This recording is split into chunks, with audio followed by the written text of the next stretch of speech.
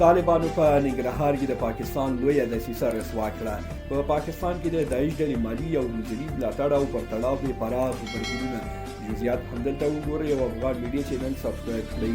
د طالبانو د دفاع وزارت د اړوند امنیتي او تصدیقي کمیسیون د کلني حسابورکونو په تړاو راپور کې یو ځل بیا ویلي دوی دقیق معلومات لري چې پاکستان د داعش ډلې کسان وژني او په بلوچستان او خیبر پختونخوا کې ورته مرکزونه جوړ کړي.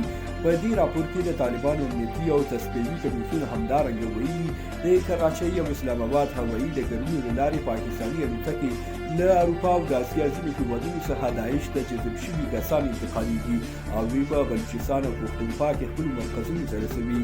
د اسلامي امارت د دفاع وزارت ویلي دوی داسې اطلاعات ترلاسه کړي چې ښایي په راتلونکو څو میاشتو کې د داعش دغه کسان د سیمې او نړۍ په بېلابېلو هېوادونو کې ګډون وکړي.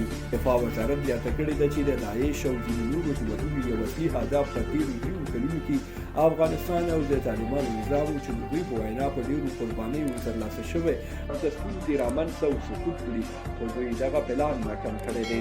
په ورته وخت کې د اسلامي امارت یو قسم خوړونکی دښمن تبلیغګر دکتور رحمت الله اندړ په خپل ایکس ادرس په ګلالې غږولي او لیکلي دي چې دا حکومت نوې خبره نه ده. پرون یې تاسې په بلوچستان او پښتونخوا کې نه ساتلی، ستاسې سرایونه، روزنځایونه او کورونه هلته نه وو. د کویټې شورا چیرته وه؟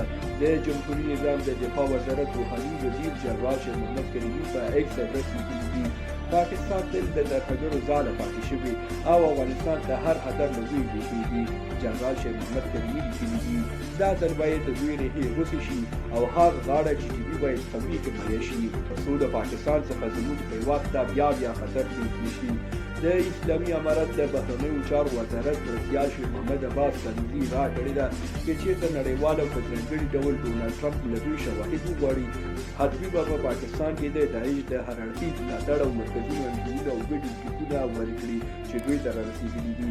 په ورته وخت کې د افغانستان لپاره د امریکا متحده ایالاتو ځانګړي استازي دلمي خلیلزاد پاکستان ته ګواښ وکړ چې پرې ثابته شو چې دوی د سیمې او په ځانګړي ډول افغانستان ته ګواښ پیل کړي، نو دوی به یې په ځواب کې دې اقدامات وکړي چې پاکستان ته به نهایي ګران تمام شي.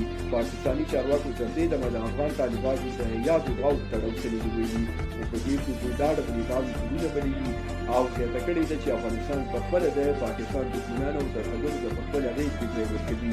خوږو ملګرو تاسې په دې اړه څه نظر لرئ؟ کمنټ کې ولیکئ. له منفي او نړۍ مننه. ویډیو لایک او شیر کړئ، چینل هم سبسکرایب کړئ. تر بیا ښې چارې لویه شه.